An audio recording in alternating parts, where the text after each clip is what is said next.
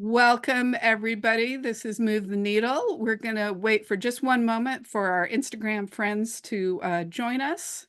So give us just 1 second before we start Working on it. sharing slides. But while we wait, please let us know where you guys are coming in from. I'm coming from the lovely town of Ypsilanti, Michigan, which is about 25 minutes out of Detroit. I'm going to say 30 minutes. I always say 20 minutes because it makes me feel fancy to say that I'm from Detroit, really. But then you're a white lady who's not from Detroit who says you're from Detroit, and then you're that person. Okay, Jess, I'm going to sit with that. Right. Let's just all agree that I'm from Ann Arbor.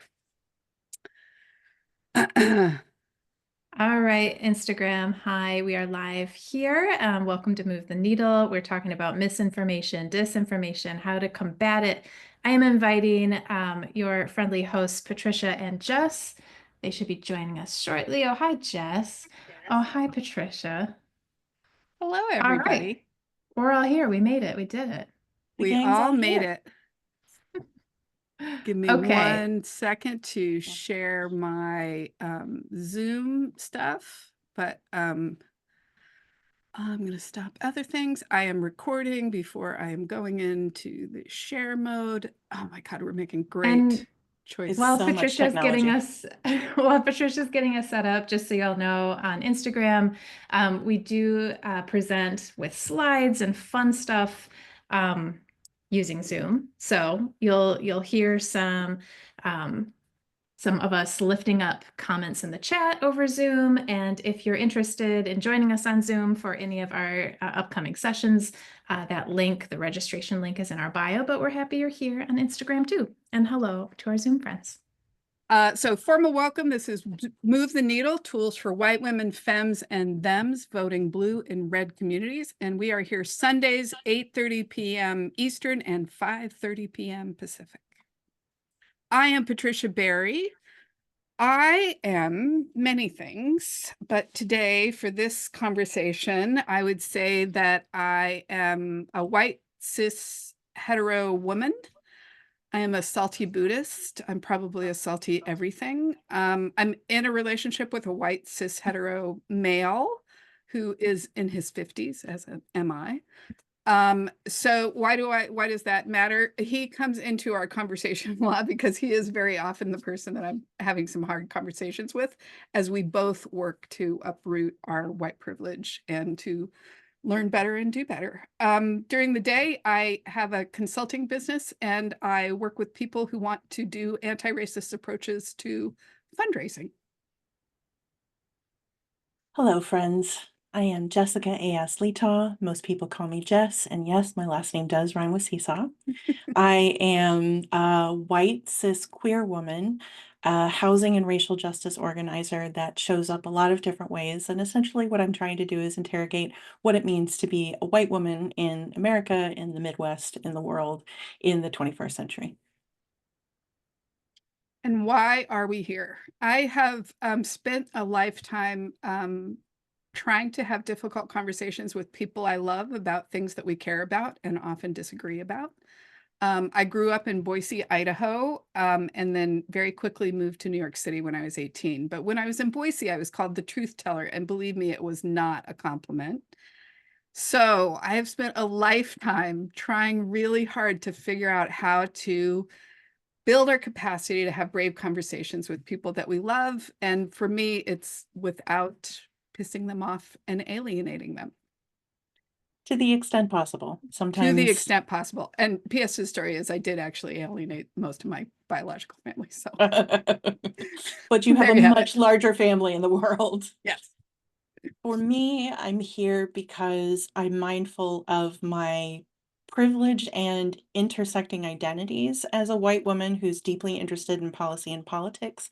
And I'm also mindful of the fact that due to the Electoral College and its vagaries, the presidential choice in this election is going to be decided by about 6% of our communities, our electorate. So I'm deeply interested in what it means to change minds and swing communities and what it means for white women to engage in those conversations. So that's why I'm here. If you are wondering, should you be here? The answer is yes, absolutely. While we do design our content specifically for white women, femmes, and thems, everyone is welcome. If you'd like to learn more, if you'd like to bring these learnings back to friends and family, we absolutely encourage that and support that, and all are welcome. And we're glad you're here. One of the top questions that we get is why white women? And there's a few reasons for that. One is that we are America's largest voting bloc. That's something that I learned this year at 39%. We are the largest voting bloc, and as of the last two presidential elections, trending upwards in votes for Trump, from 47% in 2016 to 53% in 2020. And women, white women, but also women in general, are most likely to engage in the action that's most likely to affect change, which is person-to-person conversations. And so I was really interested in what it would mean for us, truly Patricia and I, who are my white ladies in, I don't know, I don't want to say in crime, but Co-liberation. co-liberation, thank you. Co-conspirators in thinking about justice and justice-oriented actions. And so here we are. So in most of the conversations since I have become friends and collaborators with Jess, is a wonderful gift that she has brought to me is the idea of working agreements in tough conversations and business. So I use working agreements in all sorts of things. Jess and I use working agreements in all sorts of things. And it's a way to center our conversations, even casual conversations, in the values that we deeply believe in, that helps us disagree. Because, you know, I'm lovely, but not everybody agrees with me all the time. So values have become a very important part of my work as well as my lifestyle. And it's something that I really love sharing with both Jess and Truly. So for our conversation, Move the Needle, these are our working agreements. The first one is that we, the three of us, and we, our larger Move the Needle community, and we're so glad you're a part of it, put aside the right to comfort. We don't have the right to comfort in this learning because the world that we're trying to address is not safe. So this is not a safe space, but it is a brave space. We invite mutually our courage and mutually our loving accountability. We resist binary thinking. One of the things that I really think deeply about is nothing is ever black or white unless you're talking about race. There is context with everything. Where am I? Who am I speaking with? Who am I that is doing this speaking?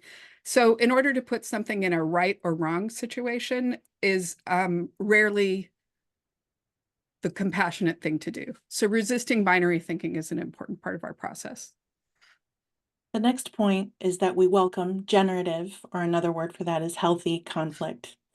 In dominant culture, in America, in the Midwest, where the three of us are as women, my native land in the South, we are often rewarded for being nice instead of being real, and for being conciliatory instead of leaning into necessary disagreement. So here, I invite us to allow a lot of emotional space to be in conflict with each other, with the ideas being presented, and even with ourselves. Let's love each other enough to tell the truth, because kindness and honesty with empathy are not mutually exclusive. And asking for the speed we need is not about finding comfort, but about creating the most reflective response to the context that you're in, to the conversation that you're in. That the importance of stopping, thinking, allowing somebody else to stop and think has been quite transformative to me. I'm an external processor, so I have a tendency to process as it falls out of my face. And in the conversations that I've started to have in this community, actually saying, here's my shitty first draft, but I want to think about it for a minute has become really important. Or I'm giving a nod to Jess because that's a term that she has introduced me to as well. But, or saying, I don't know the answer to that right now, or I'm having a difficult time processing that right now, and I'm just going to sit with it. You know, feel free to move on with the conversation without me. So asking for the speed that we need is important to learning so that we can be deeply reflective. Hi, everybody. I'm Truly. I am the chat moderator. For those of you on Instagram, like I mentioned, we also do this on Zoom, and the chat is a lively place. So I will be attentive to that. Feel free to chime in a little on Instagram, but I'm going to do my best to have my brain in both spots.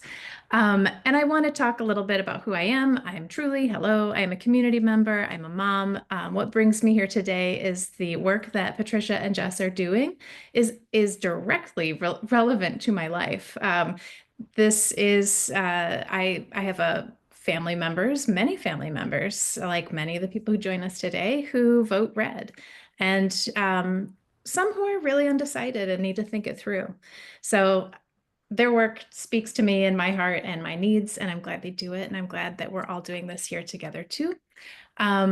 In the chat, I want to point out a few functions before we talk through our community agreements. So for those of you joining on Zoom today, you'll notice in the chat, you have the option to message hosts and panelists, or you have the option to toggle down and select everyone. When you select everyone, this is sending a message to the entire group, all who are joining us here on the call. And it's a great opportunity to kind of share ideas. The community often uses that everyone function to help one another, which is great to see. But if you do have a concern that you'd like to flag for just Jess, Patricia, and myself, please use the host and panelist function, and we will be happy to lift up that concern in an anonymous way. So that is that function. Also, you've got the opportunity to use closed captions in Zoom if it's a newer platform to you. So if that's helpful for you, just look for the little CC at the bottom of your screen, and you can turn those on for yourself if that's handy. In terms of community agreements, we're going to keep our comments on topic in the chat. We're going to keep conversation respectful, and we're going to acknowledge that we are all at different places in our learning journey. So we keep this in mind as we co-create an understanding, respectful, and encouraging learning community. We're here to help one another. And if you have other ideas of things that we should be building into these community agreements, please do pop them in the chat. Thanks for joining today. One thing that I love to do every week is ground us in our current political and historic moment. First of all, 9 days out to the election, and I don't know about y'all, but I am super close to counting hours, and I'm also very tired. For folks that are just coming into the campaign and thinking about what can you do over the next 9 days, we're going to be talking about that some this week and a lot next week. But in the meantime, I just wanted to lift up a couple of things that are happening. The Harris-Walz campaign, I was going to talk about their policy proposals with respect to Puerto Rico, which they just released today. But more importantly than that, Bad Bunny just endorsed Kamala Harris, and I feel like that's more important and timely to share. So yay. When it comes to the Trump-Vance campaign and Puerto Rico, I've gone back and forth about this, and I've decided that I don't want to share the specific comment. But in your conversations with your red voting friends and family, I encourage you to Google what was said at a rally. I don't know if it was today or yesterday about Puerto Rico at a Trump-Vance rally, and ask your relatives, do they want to support people who support statements like this? In general, Republican voters are human and humane, and they want the best for ourselves, our families, and our communities. And I cannot believe that most GOP voters would endorse what was said about Puerto Rico today. So I encourage you, even if it's uncomfortable, especially if it's uncomfortable, maybe bring that into your conversations and ask how folks are feeling about it. And at this point, 9 days out, every conversation matters. If you are asking nothing else, ask folks what their voting plan is. Have they voted already? Do they know where their polling place is? The answer, a surprising number of times, is no. Just asking the question, have you voted yet? Do you know how to vote, is really productive. So keep it going. If you're not tired yet, get tired. If you're tired, keep pushing. We're almost done. Whatever the outcome is, make sure that you don't have the feeling on November 6th that you could have done one more thing. This is a long game and a short game, Yes. which I'm trying to sit with. Like, it's not just this outcome, even though there's urgency around it. But we're also building a foundation for the future, I think, as well, in the way that we're having conversations. Totally agree with that. Every conversation matters. So we've done so much, we had to put it on 2 slides. A lot of conversation. We keep having conversations. Everyone matters, apparently. So, you know, it has just been a wonderful journey that I've taken with Truly and Jess. We started with really good foundations for how to have these conversations. Boundaries, loving agreements, deep listening was our first episode that we did. How our stories move the needle, politics at the barbecue, how to talk to Uncle Clive when he's got a face full of potato salad and a brain full of Fox News, apathetic and protest voters, misogynoir, navigating comfort and safety, part 1 and part 2. I have to tell you, when I look at YouTube, this is the one that is really hitting people in the heartstrings. We have no right to comfort, but we're also allowed to be safe. And we really do a deep dive in a 2-part series on that. And I think it's deeply important for being politically active without just eviscerating yourself and burning out. Storytelling was last session as well. So we're getting down to the end, but I have to tell you, there's a lot of great conversation there, and y'all were a big part of that. So please take a look, review, catch up, wherever it is that you need to do. We're on YouTube with all of our content. Today, I'm so excited about this one, y'all. We are talking about confronting mis and dis and malinformation. In part because in so many of the conversations we've had so far, y'all have brought up example after example of loved ones who are really motivated by misinformation and disinformation. So in this session, we're bringing together a lot of the tools that we've already learned, including setting boundaries, deep listening, radical listening, personal stories, sitting in discomfort, which is part of why it's one of our working agreements. It's so central to this, and centering the relationship part of the conversation alongside some new information and skills. Misinformation and disinformation are such common tactics in American discourse, and we all play a role in addressing it.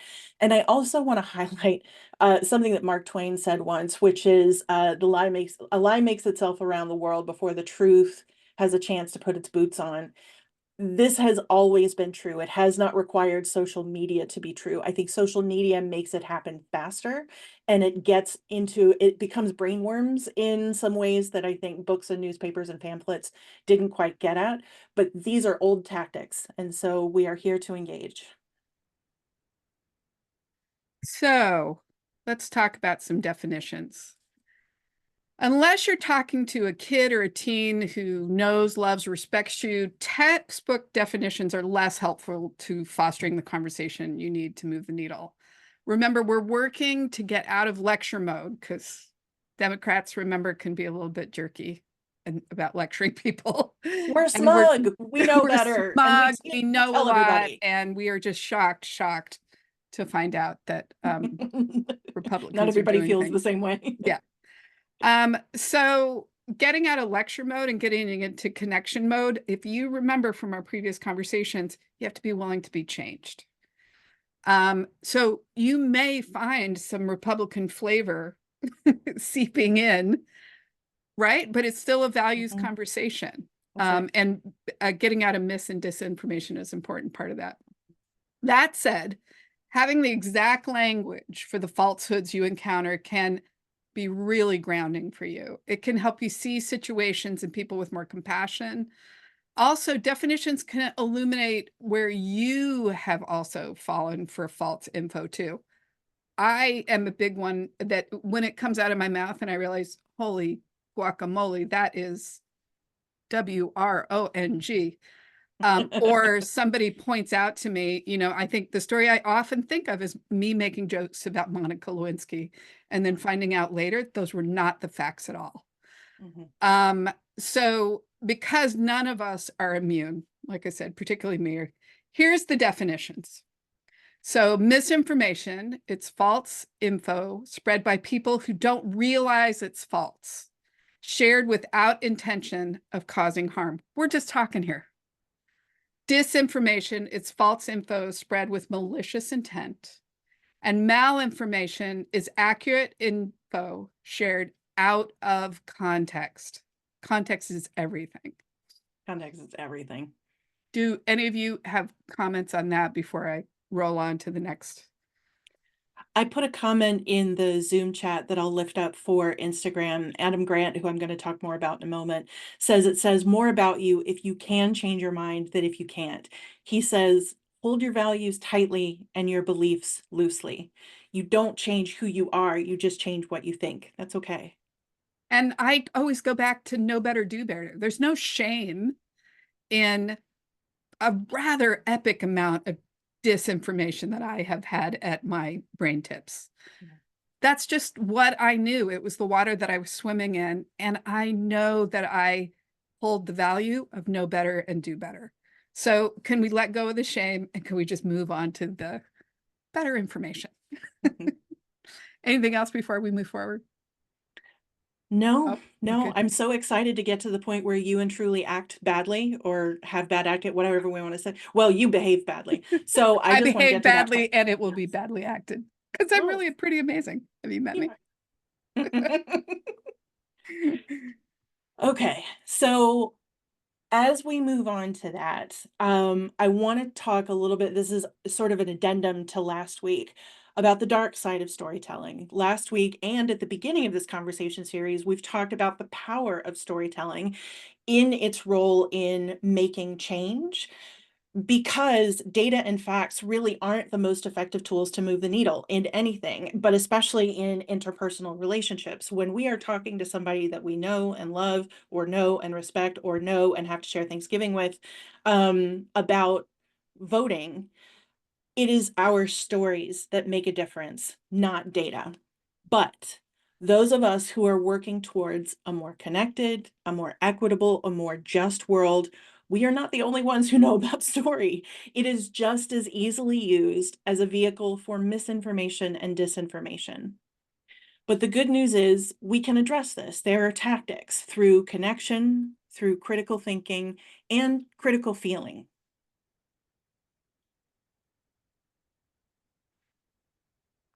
Mhm. I just powered right on through that slide.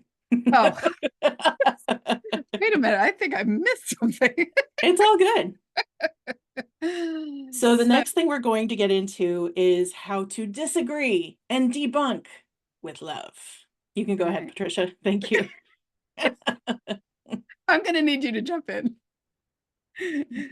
Go for it. Okay, but yes, you're ready to move forward on the slides. Oh, I am. Yes, thank you. That's where you wanted to be. I did. All right, so thank you. All right. So part of the reason that we are jumping into this conversation is because you guys have asked, like, what happens when somebody that we know and love, when a loved one shares a falsehood online or in person? One of our first reactions is, I want to jump in. I want to tell them how untrue that is. And sometimes I want to do this at them because it's very gratifying to be like, no, I'm right, you're wrong, and let me tell you how and why. The problem is that doesn't really work in getting folks to open their ears. Leading experts in addressing misinformation and thinking about what it means to think, learn, and unlearn have thoughts about more effective approaches. Tonight, we're going to lean heavily into the research of Adam Grant, specifically his book, Think Again, which is a clear and tactical guide on what it means to unlearn as opposed to changing your mind, and the advice of Dr. Seema Yasmin, a medical doctor, journalist, and author who views misinformation, disinformation, and malinformation as a public health crisis. So I want y'all to come along with me for a moment. We usually have a fair amount of dialogue here, and I still want to hear your stories in the chat, on Insta, on Zoom. I'm really curious about what you're hearing from folks that you love, that kind of gets your spidey senses tingling about, that doesn't feel true, or I know that's not true. I'm curious what you're hearing and what you're doing about it, if anything, including that makes me really uncomfortable, and I'm just going to scroll on by. So I'm wondering what you are up to now.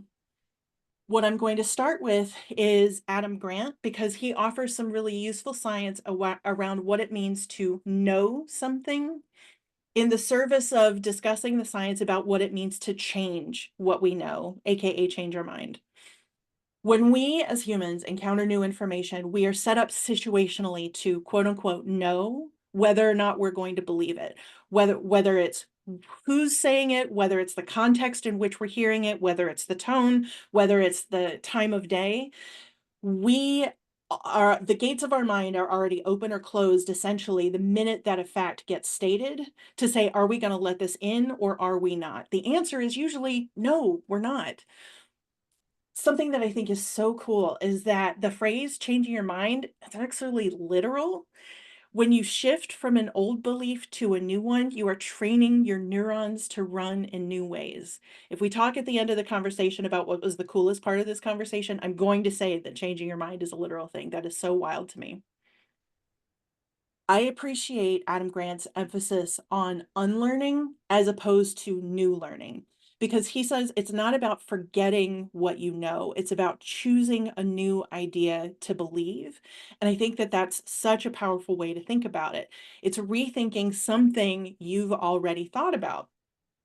And one of the reasons that this is hard is because this stops being easy after about, and I'm sorry to say this out loud, age 12.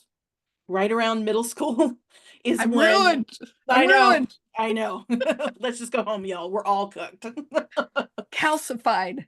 Or we're amazing at how good we are at holding our values tightly and our beliefs loosely. I think this is where Patricia's salty Buddhism really comes in as a superpower, because she has practice at holding things loosely. And I think that's wonderful. I like to question reality, You or really what do. people say is the reality.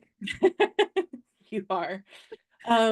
So yeah, it does start being harder for us earlier than is comfortable to acknowledge, but we can do it for ourselves.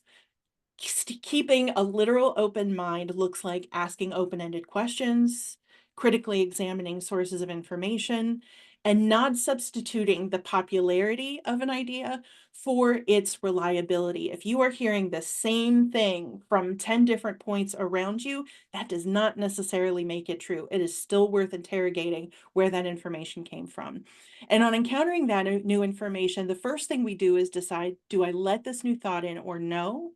And as I said, the answer is usually no, because we have a bunch of different locks on the door of our brains. And I love this idea. Like, are we gatekeeping? Yes, there's basically a little troll in your brain that's like, new information? No, thank you. And here's some reasons why. I don't know where the voice came from. This is what happens when we do things at 9 I'm very o'clock at concerned night. about that voice in your head. It might come back. I don't know. I thought he was funny. Okay. So there's a few reasons that we say no. One is a basic resistance to change. Things are fine. One is that there's binary bias, which we address in our working agreements, the human tendency to seek clarity and closure by simplifying rules. by simplifying something complex into two categories: right thing to do, wrong thing to do, what I like, what I don't like, good guy, always me, bad guy, always you. There's relationship conflict, where I don't want to believe something because I am having complicated, probably difficult feelings about the person who's saying it. And there's ignoring information and advice, not because we disagree, but because we might be feeling pressured, or because we don't want to feel like someone else is controlling our decision.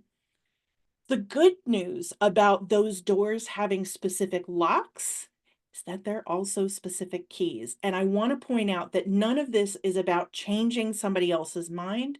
This is about, all it is about opening it, so you can have a conversation. You've heard misinformation, you've heard disinformation, and you want to get in there.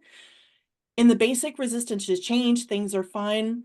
One response to that is that visions for change, when you are talking about something new, it's more compelling when you include language of continuity. And truly, your example, this role play that's coming up, has some really, really good examples of that. On the binary bias, wanting to see clarity and closure by simplification, complexify it. Complexify disrupts overconfidence. It gives all of us, both of us, you and me in a conversation, more humility about our knowledge, more doubts about our opinion. Doubts are healthy. And it can make us curious to discover new information. And I think, if nothing else, if you think about that pivot from argumentativeness to curiosity, I think that you will find that conflict conversations flower. In the relationship conflict, something that's really helpful is if you can shift from relationship conflict to what's called tax conflict. So for example, you are feeling really stressed out about, let me reverse that. Uncle Clive is really feeling really stressed out about you. You are a granola hippie who's arguing about weird granola hippie things, and he is super frustrated at you. And you're like, you know what? I get it. But can we talk about this one specific policy? I see that you're frustrated with me right now. Please remember, you are my godfather and I love you. And I still really want to talk about this with you. See if there's a way that you can find a way to shift the field that the conflict is on. And when it comes to ignoring information and advice, a lot of times when we see somebody that we're talking with refusing to change their mind or even engage the conversation, our impulse is to talk more, talk faster, offer more facts, lay it on really thick. But the most effective way to open somebody else's mind is to close our mouths and listen.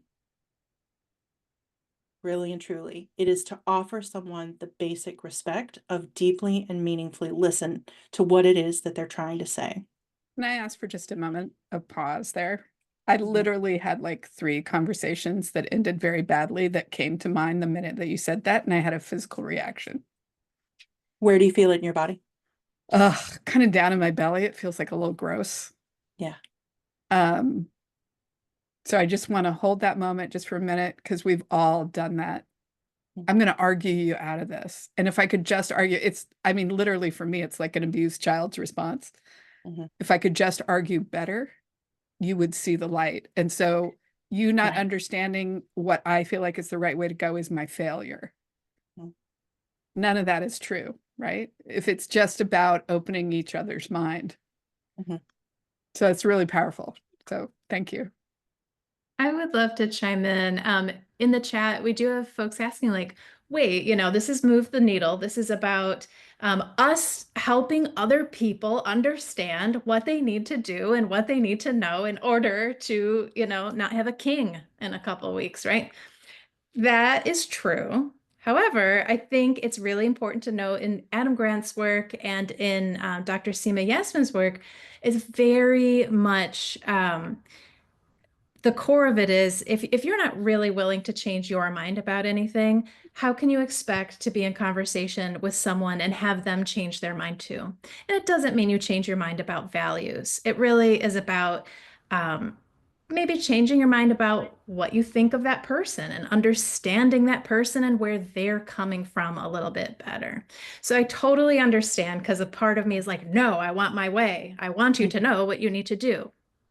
But at the end of the day, we can't change other people's minds if we're not willing to be changed too. And again, that's that short game, long game, right? We're getting out the vote. I just want to know your plan for voting. 9 days in, you know, am I going to totally change your value set? No. But I always think of, and of course now I can't remember anybody's name, but there's a Black man in the South that decided that his life's work was to befriend KKK members. He's quoted extensively in Think Again, actually. Right? So forgive me for not knowing his name, but I think about his story all the time. How does he do it? Like, he doesn't go in there with a lecture. He literally just opens, like Jess said, that unlocking the door of they now know a Black man who does not hold them in shame and contempt. It's as simple as that. And I'll just offer for the group, there is an NPR story about this person. His name is Daryl Davis. It's worth a listen. Thank you, Truly. Truly's our no worries. checker. But I've got it in the chat for y'all on Zoom and those of you on Instagram. Daryl Davis, NPR, This American Life. You can listen. It's pretty great. So one of, I would say, a Democratic downfall is not being able to hold at the same time both the short and long game. And when Patricia's talking about the short game, the short and long game, short game is election, long game is relationships and country. Thank you. Change doesn't start at the ballot box and it doesn't end there. This is just the thing that we're working on right now. Thank you for highlighting that. I also want to bring in something that I'm reading Sarah Smarsh's Bone of the Bone, which is a compendium of her essays over the last 10 years. And one of the things that she says is, let me come back to her exact quote, "Logic will not sway positions that were not formed through logic." And truly, if you don't mind dropping in the link to the chat to that essay, the crystal clarity, diamond precision of your ideas does not matter to the person whose mind you're trying to change. They want to know, do you care about my well-being? One of the ways you show that you care is by deep listening. And we're going to get more into that in the role play. I really appreciate the conversation, and truly, I really appreciate you bringing in the hesitation that folks are bringing up, which is valid, and one that I feel in my own body when I have these conversations. Something that I appreciate is that Dr. Yasmin offers some great hands-on evidence-based strategies in her recent book, What the Fact. Tip number 1, choose your battles. If you go back to our comfort and safety episodes, you could do more skill building about that. But when falsehoods that challenge marginalized group, challenge the right of marginalized groups to live freely or even exist, come into the fold, and you are not a member of those marginalized groups, you may be more safe than your heart rate and your anxiety are telling you. Not every battle is yours, but some of them are. I also want to highlight, as does she, we must prepare for more than one conversation. The way that I think of it is change is a performance art, which means that it requires time to work. One of the reasons that Truly and Patricia and I love kitchen table conversations is that they're held with people that we have an authentic connection with and opportunities to connect with multiple times. You also need to make sure that you have time to have an in-depth chat and a calm place to have it. The last thing that you want to be doing is having a tender, difficult conversation in a circus chaos place. You also want to offer deep listening using the looping method. This method, which is short for completing the loop of understanding, works to show your loved one that you are listening by repeating and repackaging the information back to them. And we're about to get an outstanding example of that. In one of our conversations, we also referred to this as radical listening, which was it Marshall Rosenberg? Am I remembering his name correctly? Who talked about nonviolent communication, talks about radical listening as well. Strategy is 4, ask for evidence. Once your person knows they're heard, being mindful of your tone and your body language and being grounded in your love for that person, you can say, can you tell me more about how you came to understand, how you came to know that? I would stay away from the language, how you came to believe that, because you're staying away from any kind of condescension about, okay, that thing is nice that you believe, but I'm not interested. So tell me about that so I can blow a hole in it. Adam Grant says, listen for sustained talk versus change talk. You have a sense of when someone is opening, not changing, but opening their mind, when they are talking less about, I want to hold on to the situation as it is right now. And they're starting to talk about, well, actually, I can see XYZ changing. I just don't want to do it the way that you're saying it, do it. That is change talk. And that is workable. Strategy 5, look for common ground. This is especially, it's easier to find with shared people in your life, shared family and community experiences. This can be an invitation to the other person to share something new about their life or lift up info that you already know. Drawing on family stories or experiences that you have or haven't shared are really useful for this. And lastly, and firstly, affirm the relationship. Do this at the beginning and at the end. There's a great quote in journalist Amanda Ripley's book, High Conflict, Why We Get Trapped and How We Get Out, where Ripley says, living without conflict is like living without love. Essentially, conflict comes with the territory of loving our people. It's bound to happen. It's going to happen. It is the juice of our humanity. So make sure that the person you love knows that you love them so they keep showing up for you too. Because coming back to strategy point number 2, this conversation is going to happen more than once. And hopefully not in the sense that it's a spiral, but in the sense that this is what my former partner used to call concentric circles, which is they all look a little bit different, but you might be retracing some steps. Thanks so Are we much, ready to go on to Jess. some bad acting? I want some bad Yeah. acting and I want it now. You know what I'm going to do? We're I'm going to call on full screen we're because ready. the Academy, I'm ready for my close-up. We are going to do bad acting. We're going to do a little skit, and I want us to like set the stage. So, we're imagining the scene. It's me, truly. I'm at Thanksgiving. Wah, wah. I'm there though. I showed up, and my sister-in-law, Patricia. Hi, Patricia. It's always good to see you. Hi, Um, Shirley. she loves repeating misinformation from 45. I'm And at I'm the filled with it. I kind of like him.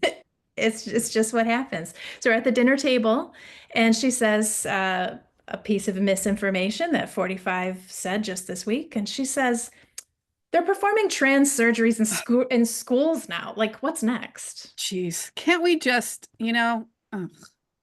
I know. Like I'm feeling my throat on fire, wanting to talk. My stomach is clenched. I'm hot. I'm sweating. But the first thing I do is I intentionally choose this battle. I know I'm like uncomfortable, but I'm not unsafe. And I know I'm not unsafe because Patricia is the same sister-in-law that's helped me with like a wardrobe malfunction at my wedding. Like she got my back at the end of the day. And She's plus not she out to can't get me. punch very hard or kick very high. She really can't. So And second, she's got a bad back. I'm going to be able to outrun her any day.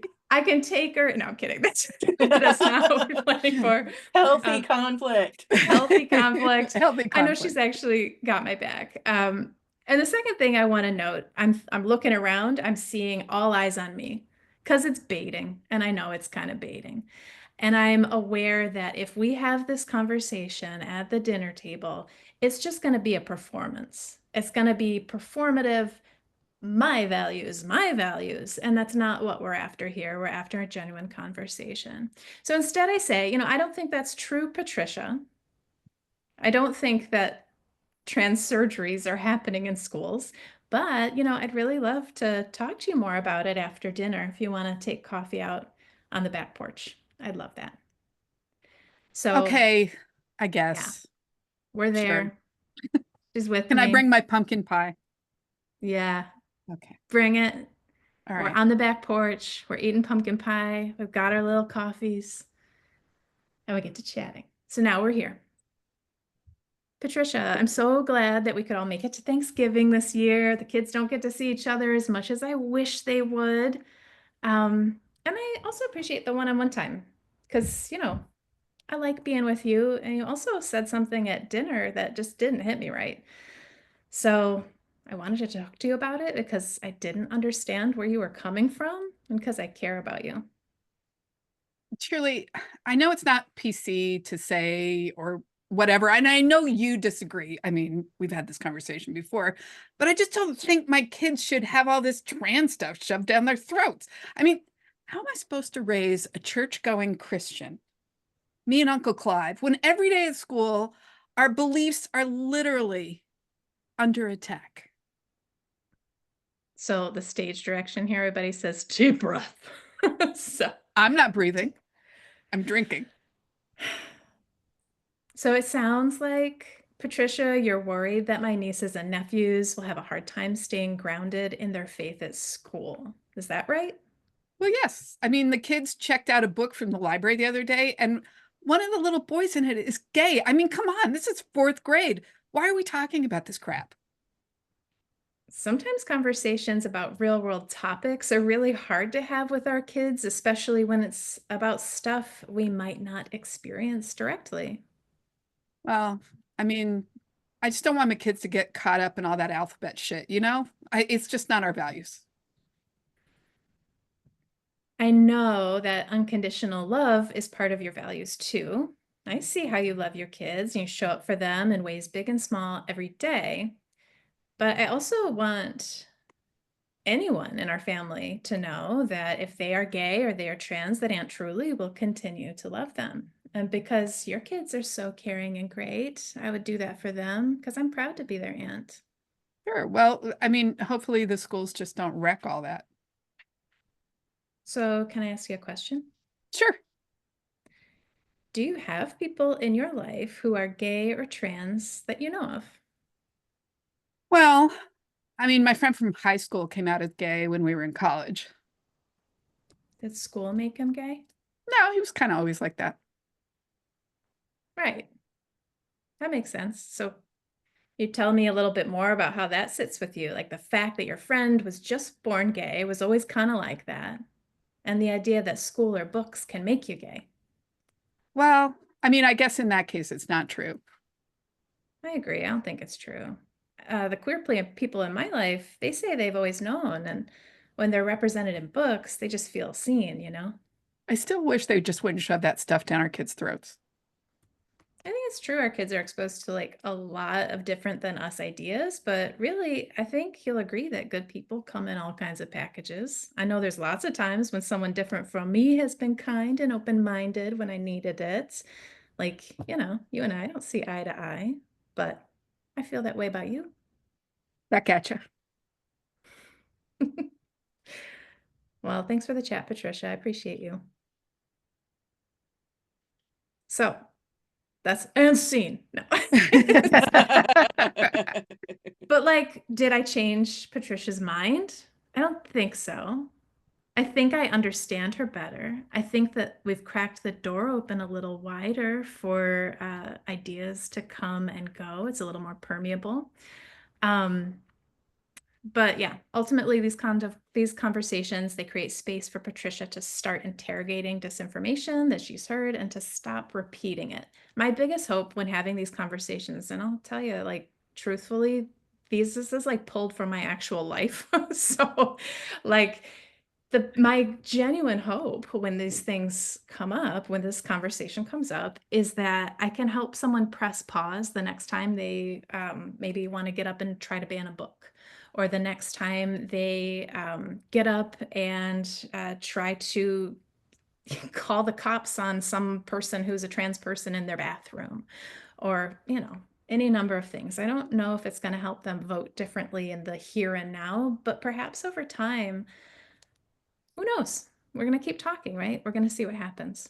Hanging in those conversations are tough, but Yeah. as I've started doing it more and more in my adulthood, as I've emotionally matured, it results for me in really, even when I, can never meet the person in the middle, it results in a bit more tenderness. So I feel like the door is always open, even though I've given them strong boundaries. Yeah. And these Which to me softens my heart. Mm-hmm. Yeah. I'm sorry, Patricia, I didn't mean to cut you off. I believe that I'm done. Thank you. I welcome your comments. This example and these conversations are why we've said periodically, please do not having any anxieties about not being a policy expert. You don't need to be a policy expert. Your superpower is being you. You are a real person with real relationships and a real relationship to the vote that you're going to cast. This is never going to happen all in a single conversation. All you can do is keep showing up at every opportunity and leaning into those necessary disagreements instead of leaning away into comfort and silence. And Claire on Zoom had a lovely comment. She said, "You avoided angry words and hurt feelings at dinner and afterwards and kept a wall from forming." Like you said, maybe you opened a door to an altered attitude. It wasn't about changing a mind, it was about opening a mind. And I think that was a lovely and fairly realistic example. Well, I mean, it was actually from Truly Story. Yeah. Real life. But not just her life. Like, this also echoes conversations that I've had that went in maybe a kinder way than mine have. Mm-hmm. Mm-hmm. And I do want to point out something really important. And it is in varying degrees discussed in Adam Grant's work and Dr. Yassim's work. You need consent, right? If Patricia would have told me, "I'm not meeting you on the back porch, get out of here," I can't. Back porch for fisticuffs. Yeah. And I mean, that's happened too, right? And so you are like, okay. And I mean, no means no. No That's means right. no. Yeah, you're not going to change someone's mind or open their mind or anything if they don't want to talk. But in those moments, just the very act of me pressing pause, I don't have to address every single thing about it that I hate, but the act of me pressing pause at a family dinner table and saying, I don't I don't understand what you just said. I don't think that's true. And it doesn't, I would love to talk to you more about it. I'm setting an example. This is generational work. And I've got nieces and nephews around the table that need to learn how to sit in discomfort with people. They're watching. They do watch, you know? So I am trying to show them, here's what you do. And I'm also trying to show them, hey, if you're queer and you need anything, I'm here for you. I'm probably the So- person you want to meet on the back porch. I'm your family member. Hit me up. What do you need? So I think that the disagreements don't have to resolve. There's no big epic win until maybe someone comes to you that does actually want to share something with you, and you have the privilege and honor of helping that person out. So That was a great example, truly. Thank you. It really was. Thank you. We're going to get back into the slides again if I can figure out my technology. Look at you, so fast. Let's talk about the bookshelf. This is We've got actually good becoming one of ones. my favorite resources that we do. When I tell you that we have to edit down about 45 books into 2 books. Patricia said we can't do 10 every time, you guys. Yeah, we're not, He's none right, of but us I'm are mad about walking it. home with 20 books in our homework sheet, but we are accumulating more and more in our Move the Needle books. And it's really just a beautiful resource. Go to your public library and start checking them out and reading them right away. So please speak about these wonderful references on our Move the Needle bookshelf this week. Yeah, I'm just gonna plug like what the fact, and I want to point out something really important about it. This is actually a young reader edition. So this is meant for 12 and up. And when I say it's generational work, I mean it. Like 12 and up, so we're up. You can still read it. It is still relevant to you, but you can bring younger generations into the fold too. Remember, they're growing up in a super polarized world without hardly any examples of what to do. So I like this book for this. Jess, you want to plug Think Again? Oh my gosh, I have loved Think Again so much because my work requires me to lead into conflict. And as somebody who has, for the better part of 40 years, described herself as conflict averse, and I'm having to rewrite that narrative for myself, Think Again has been absolutely invaluable because it really is more about unlearning than learning. And first of all, like the science is just so delicious and juicy, leaning into the neuroscience of what it means to know something, what it means to change something. And Adam also relies on talking to the reader, not relying on the reader talking to somebody else. He's not talking about you helping somebody else unlearn. He is talking about the humility of all of us, knowing that we are required as humans to unlearn things as we discover new and better information. As Mama Toni Morris had said, when we know better, Mama Maya Angelou said, when we know better, we do better. But we have to do better. And so in stepping through this, he weaves back and forth between science and story in ways that are engaging and compelling and so quotable. I think I have about 200 highlights in that book, and I couldn't stop. So highly, highly, highly recommend. Can I give one more plug? This is on your bookshelf. We didn't list it here, but I like said 2 books, truly. we can't do 10, but can we do 3? If you're curious about developing a deeper understanding Willful. about She is how willful. how disinformation, I just stopped looking. I'm like, I'm just talking. If you're interested to develop a deeper understanding for yourself how algorithms and bad actors work together to create and disseminate misinformation, it's a really great resource. It's Renee DiResta's Invisible Rulers, The People Who Turn Lies into Reality. It's a fairly new release, and it does an excellent and very timely job. So if you're like, how do these people get these ideas? It's not totally all their fault. Like, ideas are, yeah, they're like prevalent. Misinformation is merciless and it's coming for everyone. Virus. So, yeah, it's a good read if you want to know more about that. All right. People who propagate misinformation are, I think, not as culpable as the people who propagate disinformation. And the same piece of information can operate both ways, right? Like there can be an actual bad faith actor who is putting out disinformation that is then shared by people who are sharing it in good faith. So again, it goes beyond the nuance of this is one thing or another. Sometimes it's both or all three. Next week. Good Lord. I just felt like it needed highlighting. The next time we talk, the next time we meet, friends, it is going to be 2 days before the election. I want to make sure that for folks that want to get involved in campaigns, we are going to bring out a lot of examples for getting out that vote. We will probably touch on some other things, including caring for your mental health, and maybe some things to be mindful of about your rights and safety at the polls. We are definitely going to be previewing our last conversation, the one following the Sunday after the election, which is where do we go from here? Where we're definitely going to be talking, no matter what the outcome is, we're going to need some aftercare from this election, y'all. So we are going to hold ourselves and each other in community. We are going to talk about what it means to treat voting as day 0 and the day after voting as day 1. And where we can move on from here individually as a community and with our communities offline.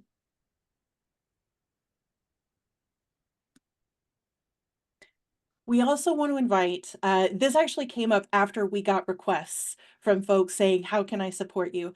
This is a labor of love of all 3 of us. Well, I'll say love and determination and productive rage. Because all of us are deeply committed to Kamala Harris and Tim Walz winning this election, because those are the folks that we want to fight with on our day 1s.